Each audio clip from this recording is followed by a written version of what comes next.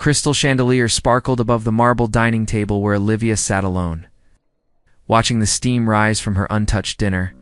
She had spent 2 hours preparing James's favorite meal, honey-glazed salmon with roasted vegetables, hoping tonight would be different. The clock on the wall ticked past 9:30, each second a small reminder of how predictable her life had become. Olivia picked up her phone and typed another message to her husband. "Dinner is ready whenever you get home." "I made your favorite." She pressed send and stared at the screen, waiting for the read receipt that would tell her he had at least seen her effort. Nothing. She placed the phone face down on the table, took a deep breath, trying to suppress the familiar ache in her chest.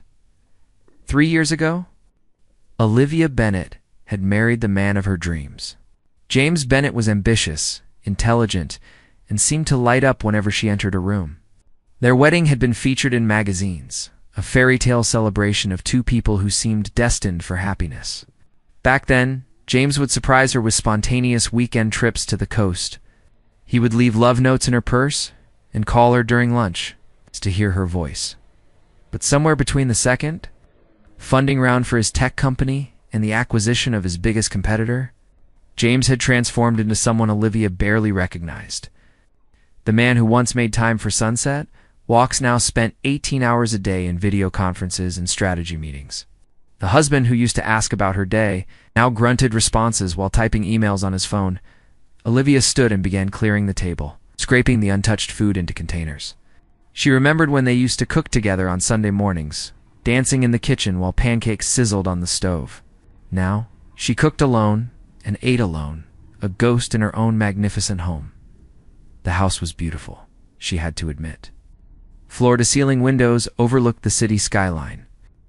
The furniture was custom designed, each piece carefully selected to create the perfect aesthetic.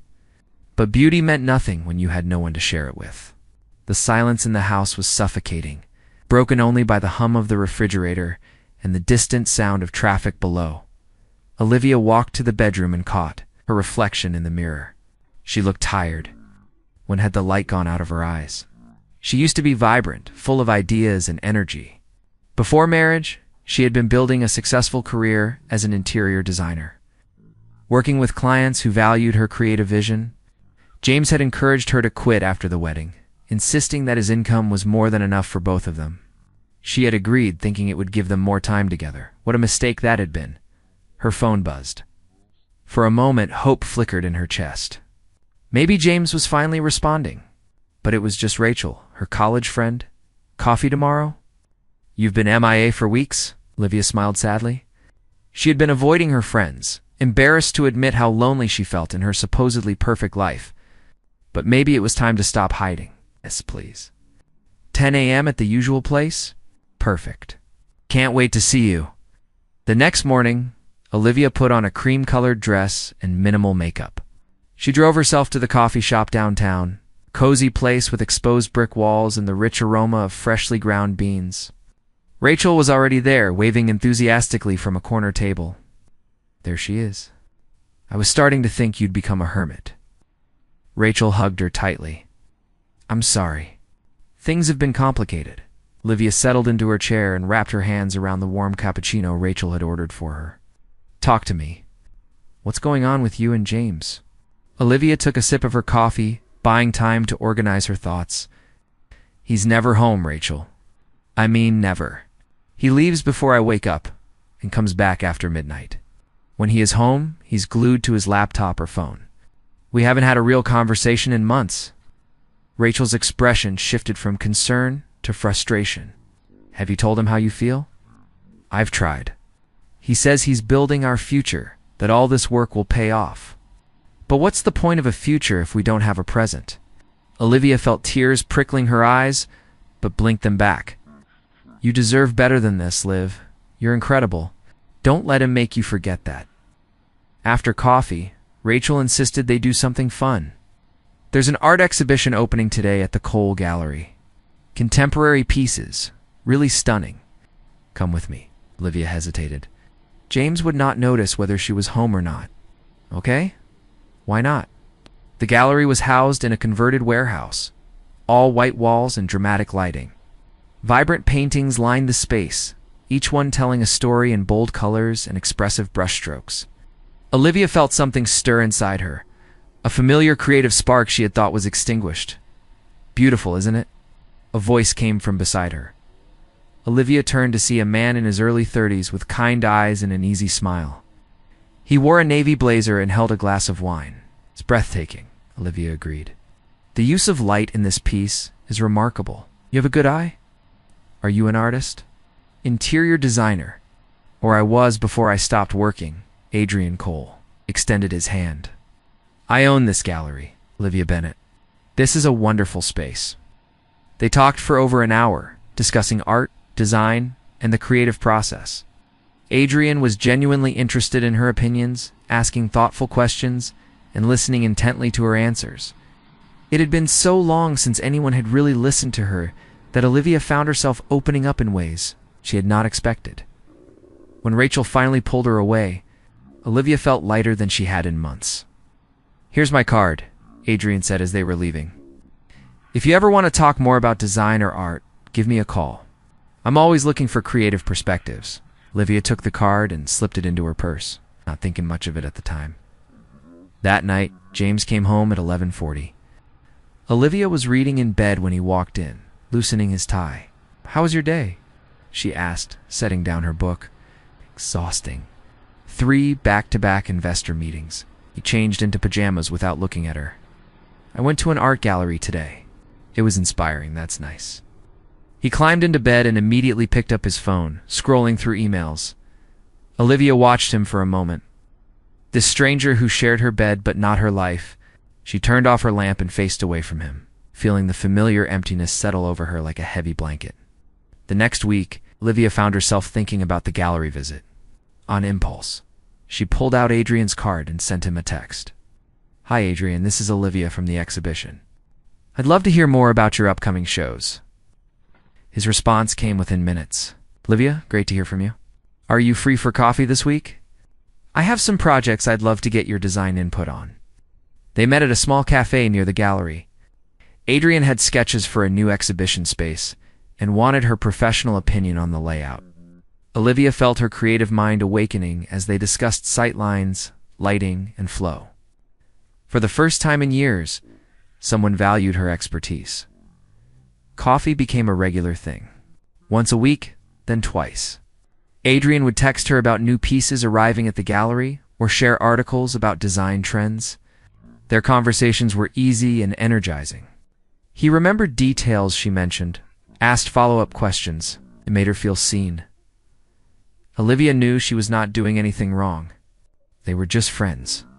But the joy she felt anticipating their meetings made her realize just how starved she had been for basic human connection, and she had no idea that everything was about to explode. Olivia woke up to sunlight streaming through the bedroom windows. She reached across the bed instinctively, but James's side was already cold and empty. He had left for work hours ago without saying goodbye as usual. She sighed and reached for her phone on the nightstand. 3 messages from Adrian lit up her screen. "Good morning. Found an amazing piece for the gallery. Reminds me of your color palette preferences. Coffee later?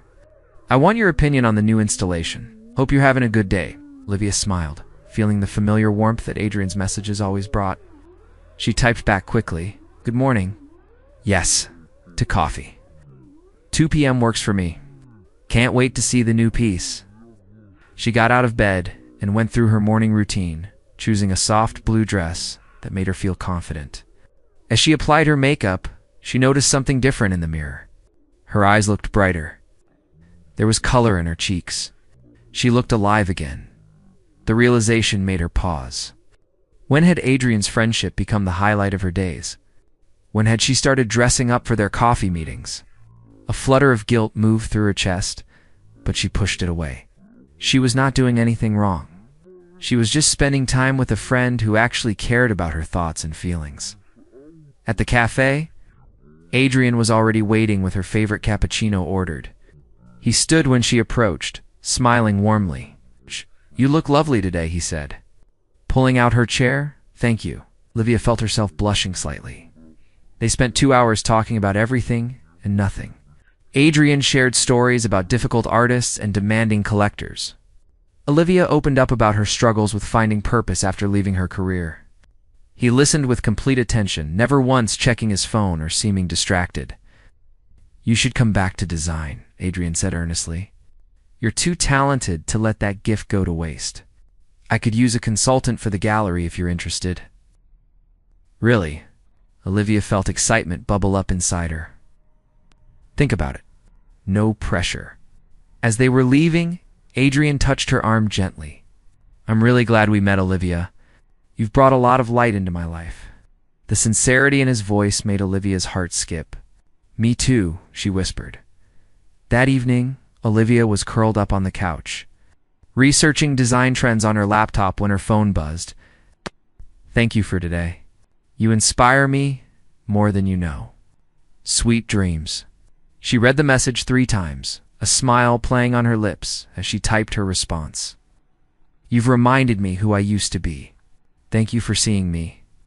What Olivia did not know was that James had come home early for the first time in months. He had decided to surprise her, maybe take her to dinner, try to reconnect. He had been feeling a vague sense that something was off in their marriage, though he could not quite pinpoint what. James walked quietly through the front door, planning to surprise her. But he stopped when he saw her on the couch, phone in hand, smiling at the screen in a way she had not smiled at him in years. His stomach twisted with an unfamiliar feeling. He approached silently and glanced over her shoulder at the exact moment another message came through. "You're an amazing woman, Olivia. Your husband is lucky to have you." James felt the world tilt. His vision narrowed as he read the name at the top of the conversation. Adrian Cole. He grabbed the phone from Olivia's hands before she could react.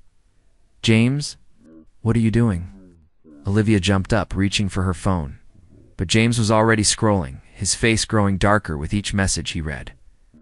Weeks of conversations, daily texts, compliments, inside jokes, plans to meet. The cappuccino emoji Adrian sent every morning. The way Olivia responded with warmth and openness, she never showed James anymore. Who the hell is Adrian Cole? James's voice was dangerously quiet. Olivia's heart pounded. He's a friend. He owns an art gallery, a friend. James looked at her with eyes she did not recognize, wild with hurt and rage. A friend who texts you good morning every day? Who tells you you're amazing? Who you're meeting for coffee multiple times a week? We just talk about art and design. It's innocent. Innocent. James laughed bitterly, scrolling more. You told him things you never tell me? You smile at his messages. You dress up to see him because he actually notices me. The words exploded out of Olivia before she could stop them. Because he listens when I talk. Because he remembers things about me. Because he makes me feel like I exist. What is that supposed to mean? It means you abandoned me, James.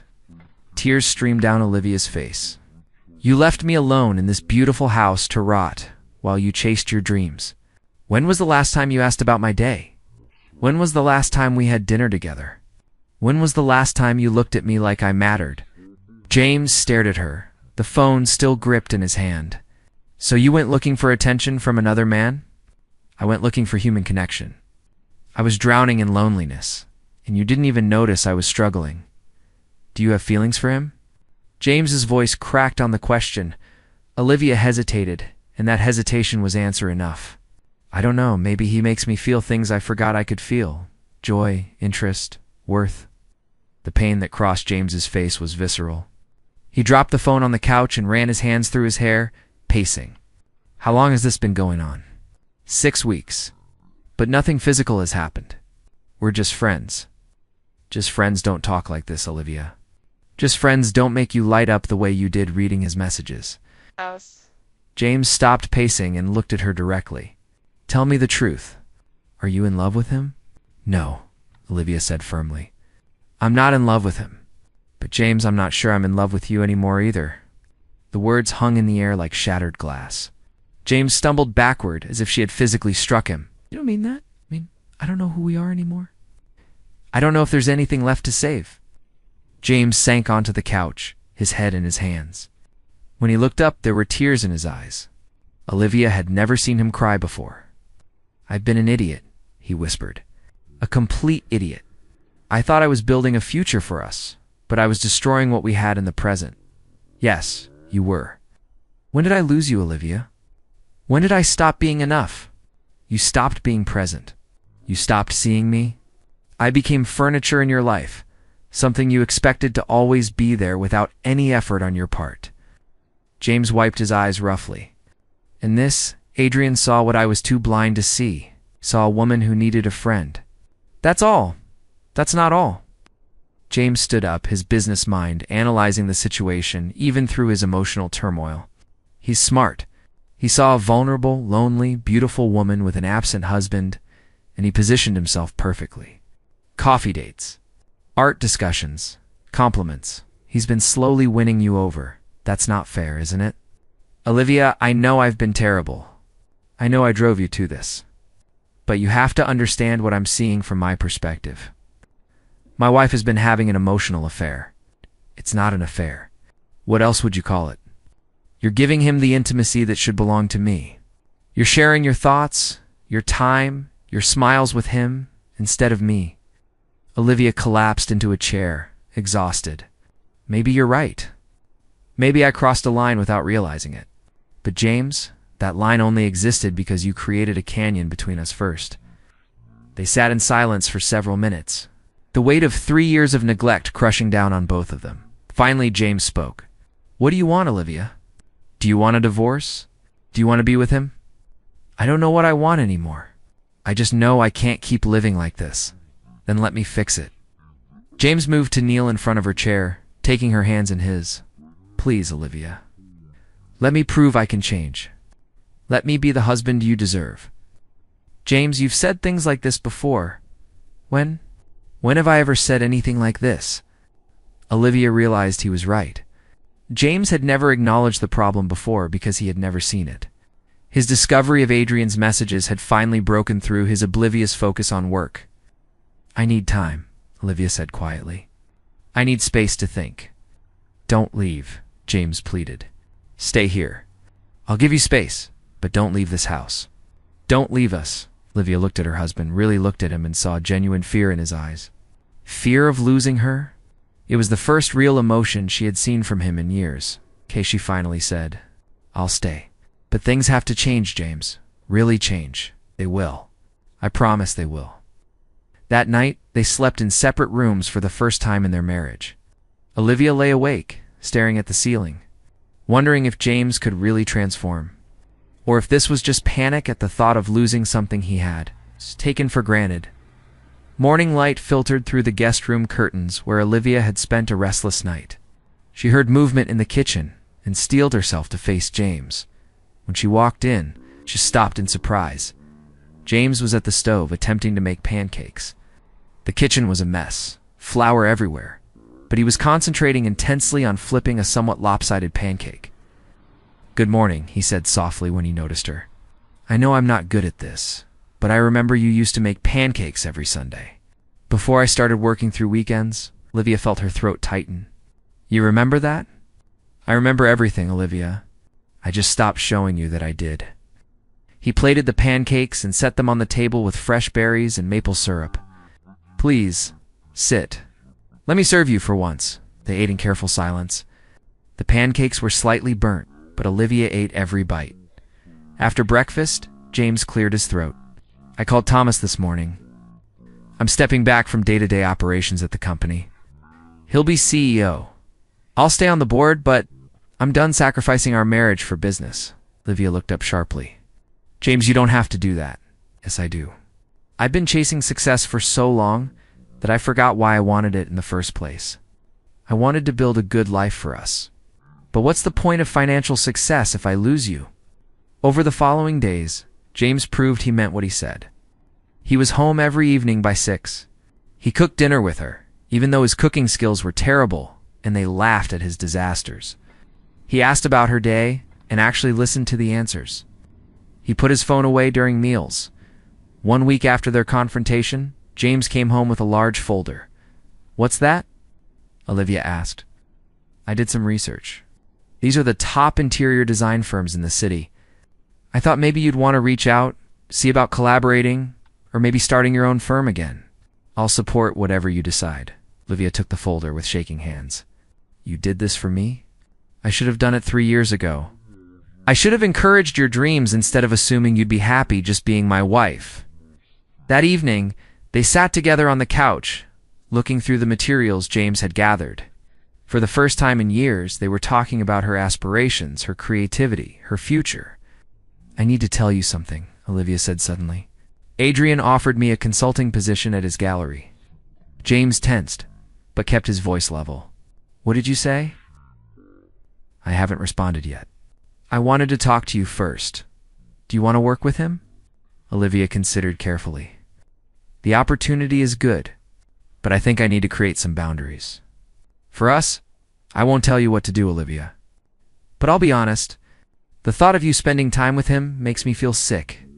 Not because I don't trust you, but because I know he developed feelings for you. And part of me doesn't blame him. I'll turn it down, Olivia decided. There are other opportunities. I don't need that complication in my life. That night, Olivia sent Adrian a message. Adrian, I appreciate your friendship more than you know.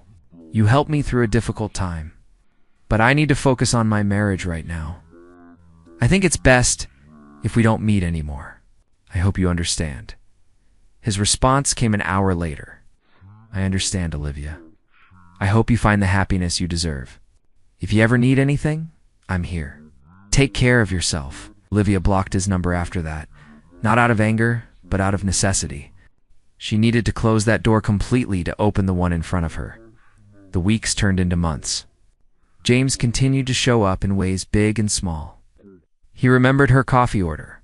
He bought her favorite flowers every Friday. He planned date nights and actually kept them. He listened when she talked about design projects and offered genuine support. But more importantly, he was present. Really present. When they talked, he looked at her. When she shared her feelings, he validated them. When she needed space, he gave it without resentment. One evening, 3 months after everything had fallen apart, James came home with an envelope. What's this? Olivia asked. Open it. Tickets to Paris, the trip they had planned for there. Honeymoon, but never taken because James had been too busy with the product. Launch. We're finally taking that trip, James said. 2 weeks. Just us. No phones, no work, no distractions. I want to fall in love with you all over again. Olivia felt tears sliding down her cheeks.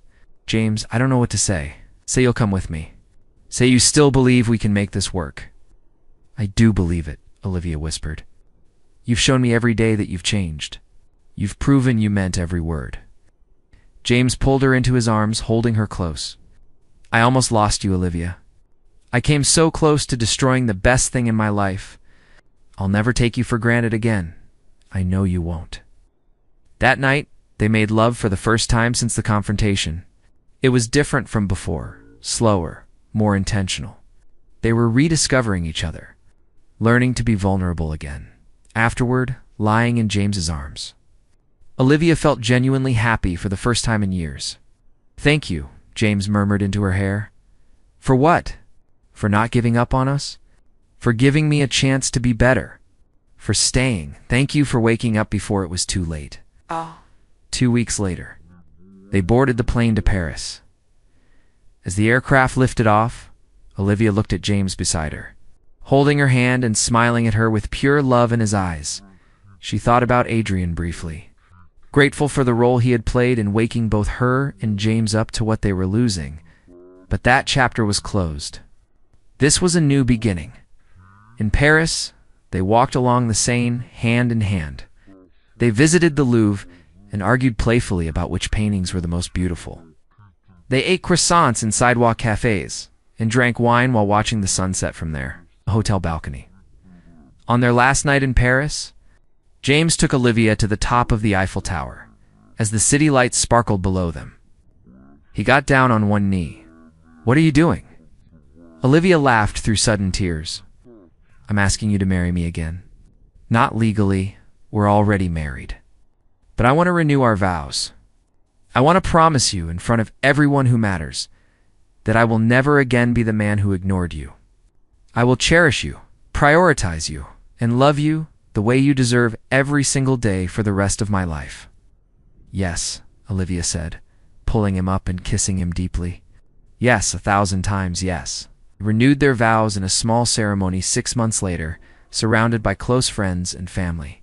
This time, when James promised to love and honor her, Olivia believed him completely, because he had already proven he knew how. 5 years later, Olivia ran a successful interior design firm with clients across the country. James had found balance between his business interests and his personal life. They had 2 beautiful children and a marriage that had been forged in fire and come out stronger. Sometimes, late at night, Olivia would think about how close they had come to losing everything. How a few text messages from a kind stranger had nearly destroyed her marriage, but more importantly, how those same messages had saved it by forcing both her and James to confront the truth of what they had become. She had learned that love was not enough by itself. Love required presence, attention, and daily choice. It required seeing your partner and making them feel valued. It required sacrifice and compromise and constant effort. James had learned that success meant nothing if you had no one to share it with. That ambition without balance led to loneliness. That the greatest achievement of his life would not be his company or his wealth, but the family he built and the woman who chose to stay beside him. They had almost lost each other to neglect and silent suffering. But in the end, they had found their way back through honesty, commitment, and the willingness to change. Their story was not perfect. They still had arguments and difficult days, but they faced them together now as true partners, never again taking for granted the precious gift of being seen, valued, and loved, and that made all the difference. Thank you for taking the time to listen to this story. If you enjoyed this content, don't forget to share this story with your friends and family, and subscribe to the channel so you don't miss out on more and meaningful stories.